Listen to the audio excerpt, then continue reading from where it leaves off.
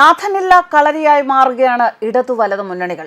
എന്നാൽ പ്രധാനമന്ത്രി നരേന്ദ്രമോദിയുടെയും കേന്ദ്ര ആഭ്യന്തരമന്ത്രി അമിത്ഷായുടെയും കൃത്യമായ നിയന്ത്രണത്തിൽ രാജീവ് ചന്ദ്രശേഖറിന്റെ മേൽനോട്ടത്തിൽ BJP അവരുടെ പ്രചാരണ പരിപാടികൾ മുറുക്കുകയാണ്.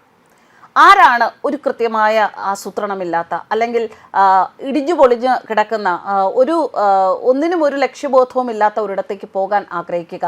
പക്ഷെ കേരളത്തിലെ ജനത ഇടതുവലതു മുന്നണികളോടും BJPയോടും കൃത്യമായ ഭാഷയിൽ പറയുകയാണ്, ഞങ്ങൾക്ക് വേണ്ടത് കെട്ടുറപ്പുള്ള ഒരു ഭരണം. ആ ഭരണം നൽകാൻ നിങ്ങൾക്ക് സാധിക്കുമോ? നിങ്ങളിൽ ആർക്ക് അത് സാധിക്കും എന്ന് ഞങ്ങൾക്ക് വിശ്വാസമുണ്ടാവുകയാണ് എങ്കിൽ ആ വിശ്വാസത്തിന് അധിഷ്ഠിതമായി ഞങ്ങൾ വോട്ട് നൽകും. ഇങ്ങനെ ഒരു തീരുമാനമാണ് കേരള ജനതയ്ക്കിടയിൽ ഇപ്പോൾ ഉണ്ടായിരിക്കുന്നത് എന്നാണ് സർവേകൾ സൂചിപ്പിക്കുന്നത്. അതുകൊണ്ട് തന്നെ ഇടതുവലതു മുന്നണികളുടെ കെട്ടഴിഞ്ഞ പ്രചാരണവും BJPയുടെ കൃത്യമായ പ്രചാരണവും വിലയിരുത്തപ്പെടുകയാണ്.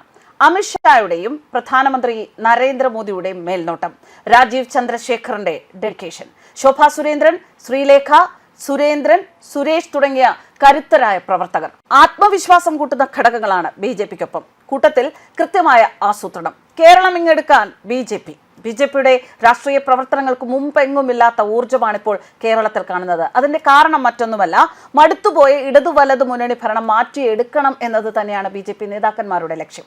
വരാനിരിക്കുന്ന നിയമസഭാ തെരഞ്ഞെടുപ്പിൽ കേരളത്തിൽ വേണ്ടത് ഭരണ തുടർച്ചയല്ല, മറിച്ച് വികസനത്തിന്റെ പുതിയ ഒരു അധ്യായം കുറിക്കാനാണ് പാർട്ടി ലക്ഷ്യമിടുന്നത്. വരാനിരിക്കുന്ന നിയമസഭാ തെരഞ്ഞെടുപ്പിനെ നേരിടാൻ BJP കേന്ദ്ര നേതൃത്വം വളരെ സജീവമായ ഇടപെടലുകൾ നടത്തുകയാണ്. സംസ്ഥാനത്തെ രാഷ്ട്രീയ സാഹചര്യങ്ങൾ വിലയിരുത്തുന്നു, തെരഞ്ഞെടുപ്പ് തന്ത്രങ്ങൾ മെനയുന്നു. ദില്ലിയിൽ നിന്നുള്ള ഉന്നതതല സംഘം കേരളത്തിൽ എത്തിയിട്ടുണ്ട്. പ്രധാനമന്ത്രി നരേന്ദ്രമോദിയുടെ കീഴിലുള്ള കേന്ദ്ര ഗവൺമെന്റിന്റെ വികസന നേട്ടങ്ങൾ കേരളത്തിലെ സാധാരണക്കാരായ ജനങ്ങളുടെ ജീവിതത്തിലും വലിയ മാറ്റങ്ങളാണ് വരുത്തിയിട്ടുള്ളത്. അടിസ്ഥാന സൗകര്യ വികസനങ്ങൾ ഉണ്ടായി, ജനക്ഷേമ പദ്ധതികൾ വന്നു, ഡിജിറ്റൽ ഇന്ത്യയുടെയും സ്റ്റാർട്ടപ്പുകളുടെയും വളർച്ച, ഇതിലൊക്കെ കേരളത്തിലെ ജനങ്ങൾക്കും വലിയ പ്രതീക്ഷയുണ്ട്. വികസിത ഭാരതം, ഈ ലക്ഷ്യത്തിലേക്ക് കേരളത്തെയും കൈപിടിച്ചുയർത്താനാണ് BJP ശ്രമിക്കുന്നത് എന്ന് നരേന്ദ്രമോദി വ്യക്തമാക്കി കഴിഞ്ഞു. അടുത്തിടെ കേരളത്തിൽ നിന്നുള്ള ജനപ്രതിനിധികൾ പ്രധാനമന്ത്രിയെ നേരിട്ട് കണ്ടിരുന്നു, വികസന ചർച്ചകൾ നടത്തിയിരുന്നു. ഇതൊക്കെ വലിയ ആവേശമാണ് പ്രവർത്തകർക്കിടയിൽ ഉണ്ടാക്കിയിരിക്കുന്നത്.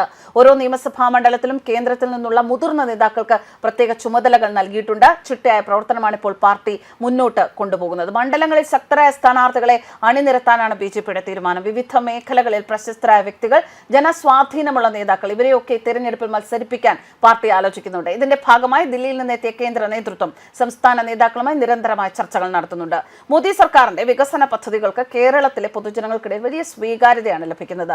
വന്ദേ ഭാരത് ട്രെയിനുകൾ, ദേശീയപാത വികസനം, സൗജന്യ റേഷൻ, കിസാൻ സമ്മാൻ നിധി തുടങ്ങിയ നിരവധി പദ്ധതികൾ സാധാരണക്കാരുടെ ജീവിതത്തിൽ വലിയ ചലനങ്ങൾ കൊണ്ടുവന്നിട്ടുണ്ട്. മോദി ഗ്യാരണ്ടി എന്നത് വെറും ഒരു വാക്കല്ല, മറിച്ച് നടപ്പിലാക്കുന്ന വികസനമാണെന്ന് കേരളത്തിലെ ജനങ്ങൾക്ക് ഇന്നറിയാം.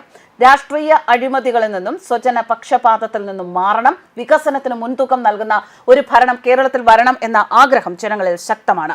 ഈ ജനവികാരമാണ് വോട്ടായി മാറ്റുക എന്ന ലക്ഷ്യത്തിൽ BJP നേതൃത്വം മുന്നോട്ട് പോകുന്നത്. കഴിഞ്ഞ ദിവസം മോദി ഗ്യാരണ്ടി എന്ന വാക്കിനെ പല കുറി വിമർശിച്ചിട്ടുള്ള രാഹുൽ ഗാന്ധി കഴിഞ്ഞ ദിവസം ഇന്ദിരാഗാന്ധിയുടെ പേരിൽ ഒരു ഗ്യാരണ്ടി എന്ന ഒരു സംഭവം മുന്നോട്ട് കൊണ്ടുവന്നിട്ടുണ്ട്. അതുകൊണ്ടാണ് ജനങ്ങൾ വിലയിരുത്തുന്നത് BJP ചെയ്തിട്ടുള്ള കാര്യങ്ങൾ, പ്രധാനമന്ത്രി നരേന്ദ്രമോദി ചെയ്തിട്ടുള്ള കാര്യങ്ങൾ, അതിന്റെ ചുവട് പിടിച്ചിട്ടുള്ള കാര്യങ്ങളാണ് മറ്റ് മുന്നണികൾ നടത്തുന്നത്. പക്ഷെ അവിടെ കൃത്യമായും അവരവരുടെ ഒരു സ്വയം ഐഡന്റിറ്റിയിൽ നിന്ന് തന്നെയാണ് BJP അവരുടെ വികസന പദ്ധതികളും അവരുടെ പ്രചരണ പരിപാടികളുമൊക്കെ മുന്നോട്ട് കൊണ്ടുപോകുന്നത്. അതുകൊണ്ട് തന്നെ വ്യത്യസ്തരാവുകയാണ് BJP.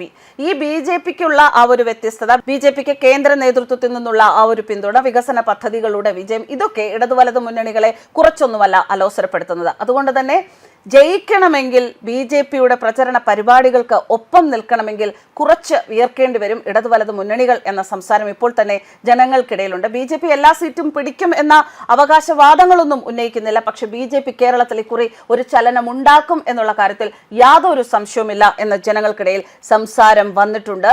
ആ സംസാരത്തിന്റെ അടിസ്ഥാനത്തിൽ സ്വയം അവരവരുടെ സീറ്റുകൾ, അതത് മുന്നണികളുടെ സീറ്റുകൾ ബലപ്പെടുത്തണമെന്നുണ്ട് എങ്കിൽ വളരെ കൃത്യമായ ആസൂത്രണവും കൃത്യമായ ചുവടുവെപ്പും മുന്നോട്ട് കൊണ്ടുപോയാൽ മാത്രമേ സാധിക്കൂ. അതിന് ഇടതുവലതു മുന്നണികൾ പരസ്പരം പോരടിച്ച് നിൽക്കാതെ ഞങ്ങൾക്കിനി എന്ത് ചെയ്യാൻ സാധിക്കുമെന്നുള്ളത് ജനങ്ങളെ വിശ്വസിപ്പിക്കാൻ ഒരു ശ്രമം നടത്തേണ്ടി വരും, നല്ലതുപോലെ വിയർക്കേണ്ടി വരും എന്ന് തന്നെയാണ് ജനസംസാരം. ന്യൂസ് ഡെസ്ക് കർമ്മ ന്യൂസ്.